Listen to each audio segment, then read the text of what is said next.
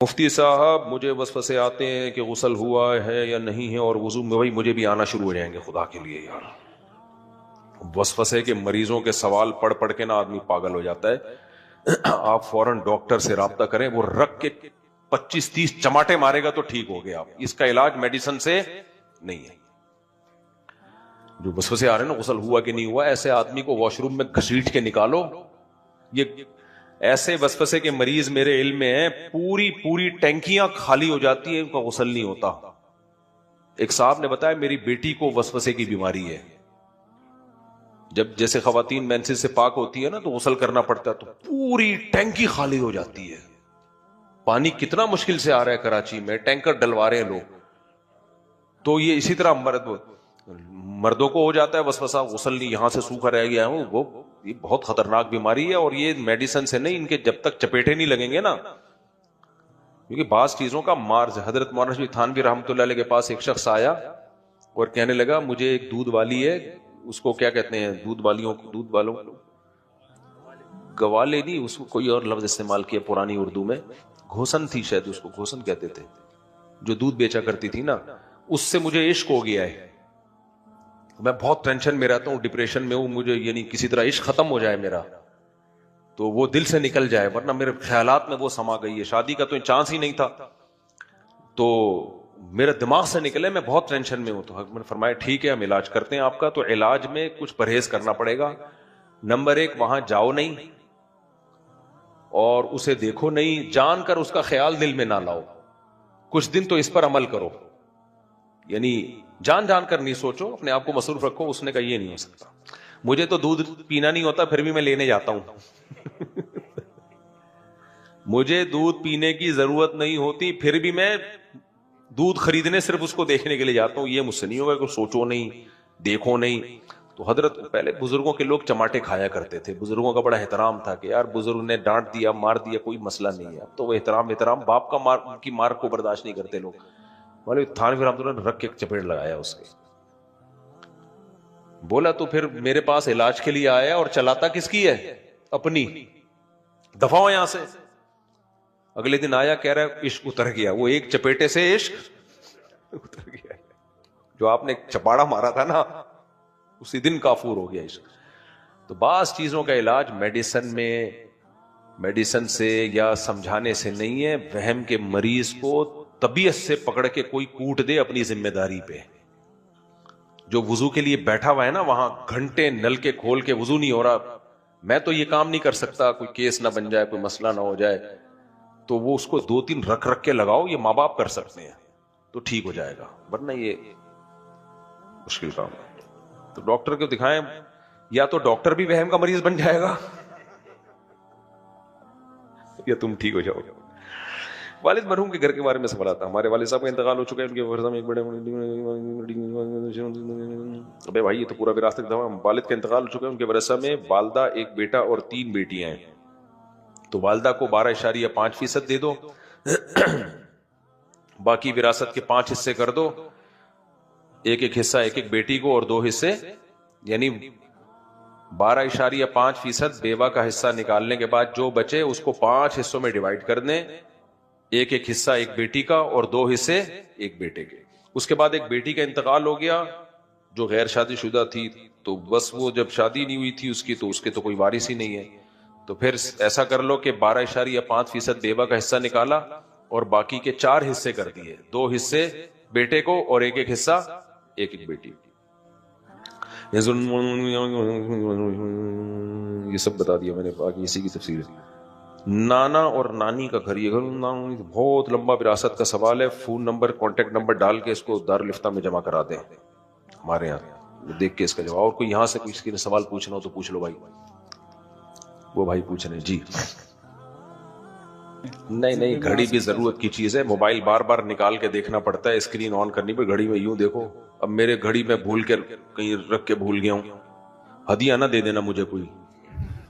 گھڑیاں اپنی مرضی کی اور خوشبو اپنی مرضی کی خریدتا ہے انسان. تو لوگ مجھے جیسی گھڑی ہدیہ دیتے ہیں میں کسی اور کو پارسل کر دیتا ہوں. گھڑی وڑی یہ سب چیزیں اپنی مرضی سے انسان سلیکٹ کرتا ہے, تو اس میں سہولت ہوتی ہے بھائی. گھڑی یہ ضرورت کی چیز. ڈیفینیشن کیا ہے اس سے؟ غسل آنکھوں کا زنا سے غسل فرض نہیں ہوتا. آنکھوں کا زنا ہے کسی غیر عورت کو دیکھ کے اس سے لذت حاصل کرنا.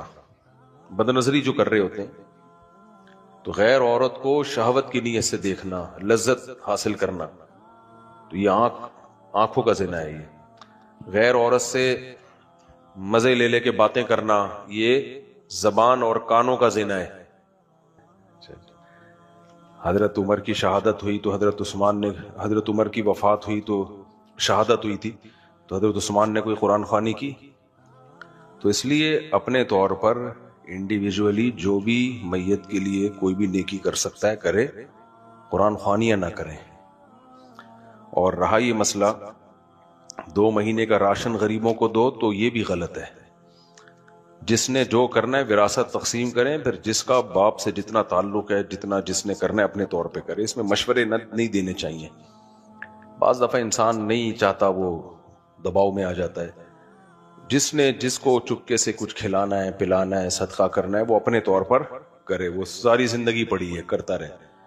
2 مہینے کے راشن کی کوئی قید نہیں. باقی نماز روزوں کا کفارہ، والد صاحب نے اگر وصیت کی تھی تو 1/3 مال سے کفارہ ادا کیا جائے. اگر وصیت نہیں کی تھی تو میری رائے اس میں یہ کہ کفارہ نہ ادا کیا جائے.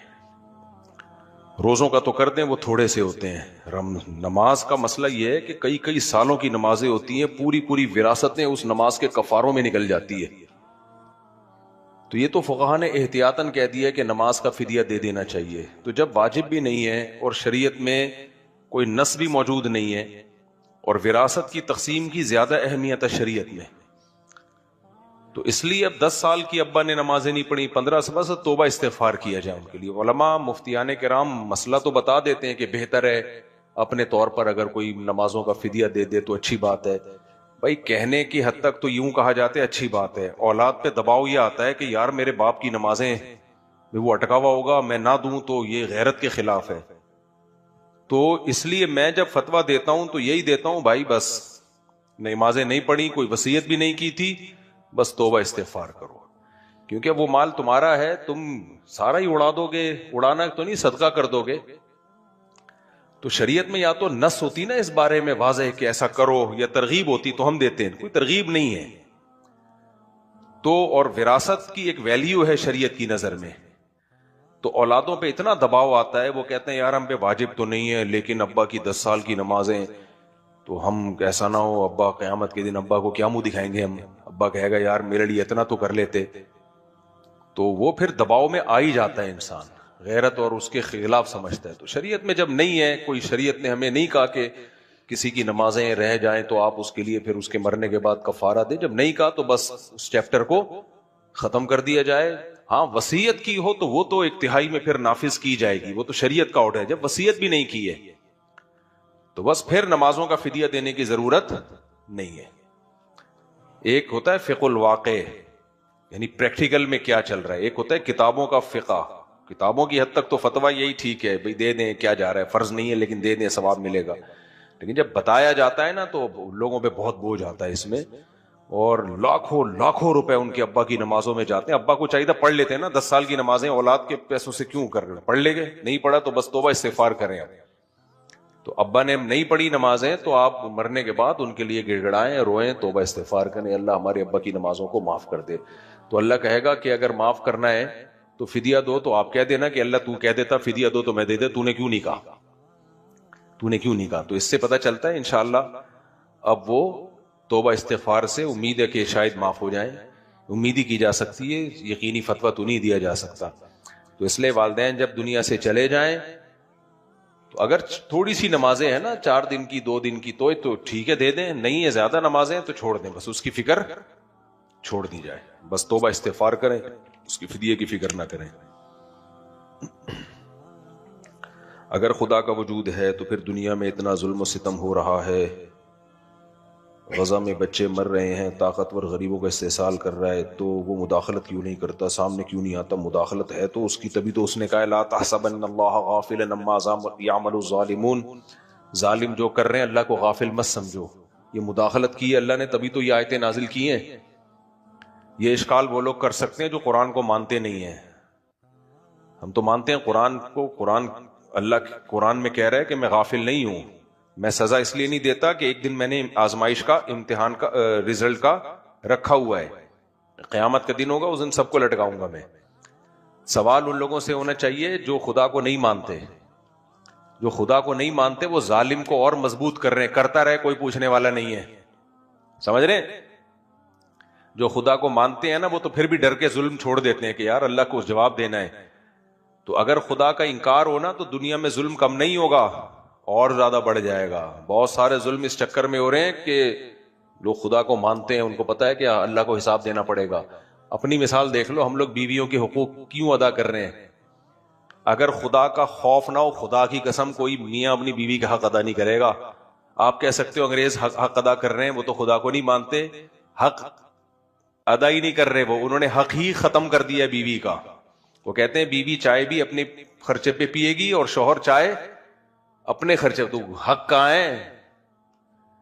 بہت مشکل ہے یار، ایک تو سمجھانا اس زمانے میں دنیا میں بڑا مشکل کام ہے، کسی کو اونٹ کو رکشے میں بٹھانا آسان ہے، کسی کو بات سمجھانا مشکل ہے۔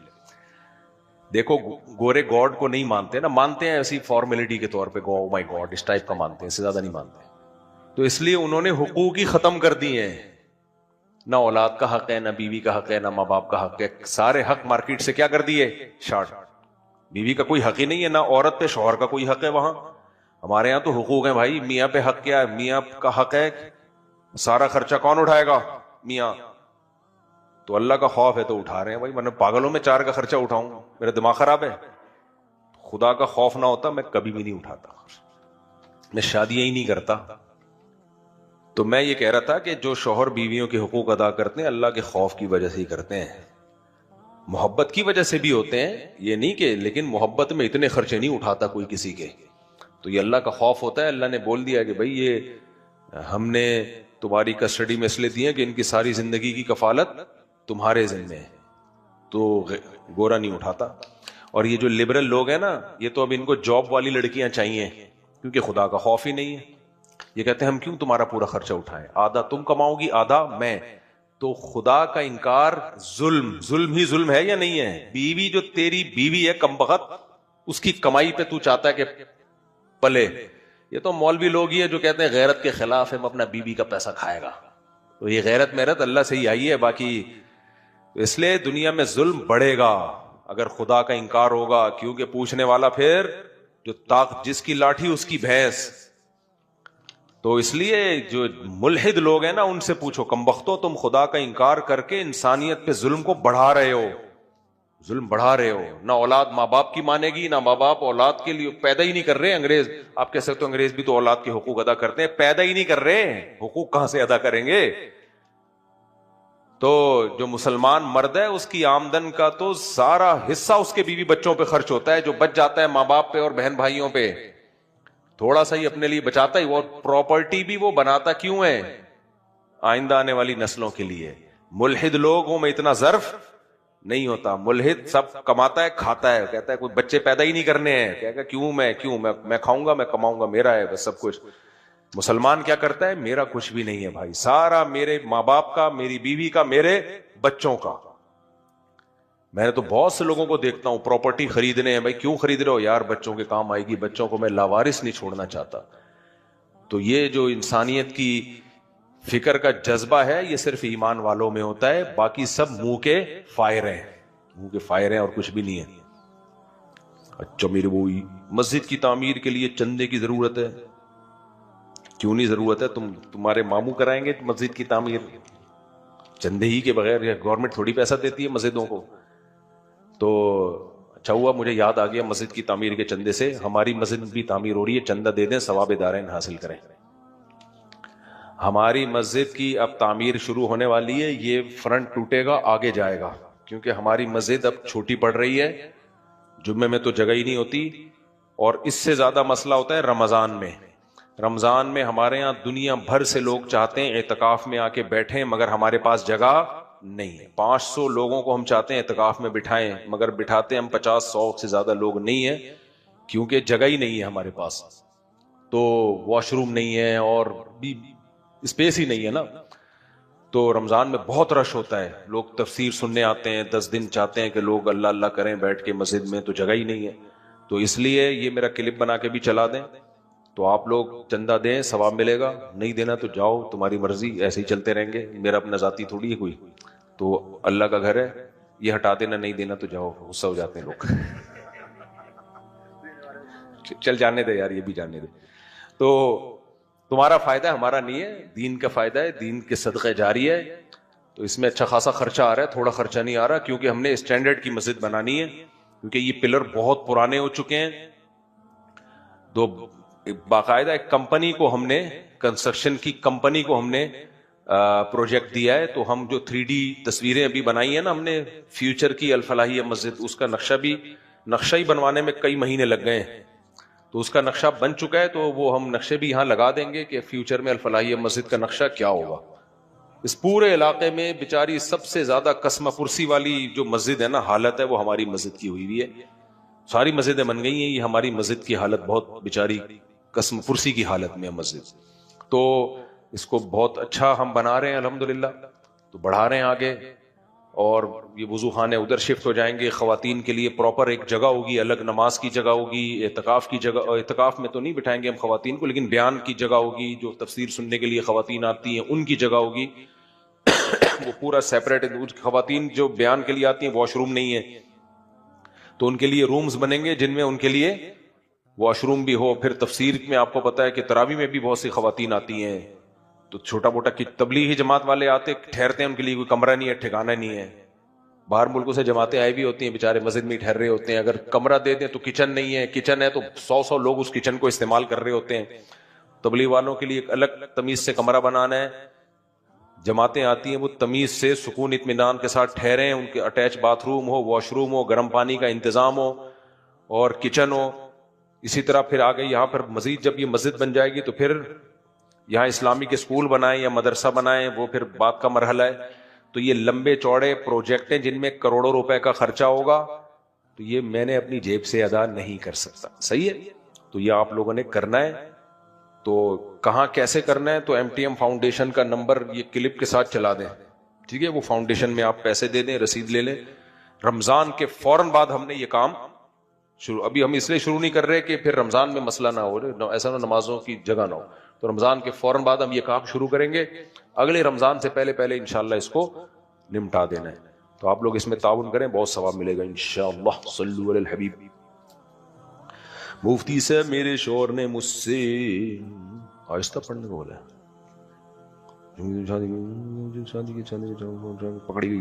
پکڑے گئے بھائی, یہ تو آہستہ نہیں, جب پکڑے گئے تو آہستہ کیا. یہ بہت لمبا سوال ہے بھائی. یہ پھر یار یہ اتنے لمبے سوال جو ہے نا دارالفتہ میں جمع کرایا کریں. اس خاتون سے کہیں کانٹیکٹ نمبر کوئی بھی اس میں ڈال دیں, اور پھر وہاں گارڈ کو دے دیں, کسی کو بھی دے دیں, تو میں تفصیل سے پڑھ کے اس کا ریٹرن میں جواب لکھ دوں گا. مفتی سے میرا سوال یہ کہ جب اللہ تعالیٰ نے ہماری قسمت میں پہلے سے سب کچھ لکھا ہوا ہے, تو جب ہم کوئی گناہ یا ثواب کا کام کرتے ہیں تو اس کے عذاب یا ثواب کیوں ملتا ہے؟ یہ تو کئی دفعہ اس کا جواب دے چکا ہوں میرے بھائی. اللہ تعالیٰ کو ہمارے بارے میں پہلے سے علم ہے کہ کس نے کیا کرنا ہے, اور علم میں یہی ہے کہ یہ اپنے اختیار سے نیکی کرے گا, اپنے اختیار سے گناہ کرے گا. ایک آدمی کو, ہمیں تو کسی کا پہلے سے پتہ نہیں ہوتا, لیکن اللہ کا علم تو کامل ہے نا, تو اللہ کو پتا ہوتا ہے میں اس کو دونوں راستے دوں گا, یہ اپنے اختیار سے برائی کے راستے کو اختیار کرے گا. اسی علم کو, وہ علم چینج نہیں ہو سکتا. تو اس لیے جنت اور جہنم سب پہلے سے لکھی ہوئی ہے. لکھی ہوئی کا مطلب یہ کہ یہ اپنے اختیار سے برے کام کرے گا اور جہنم میں جائے گا, اور یہ اپنے اختیار سے اچھے کام کرے گا اور جنت میں جائے گا. تو اختیار ختم نہیں ہو رہا, اختیار تو اور پکا ہو رہا ہے.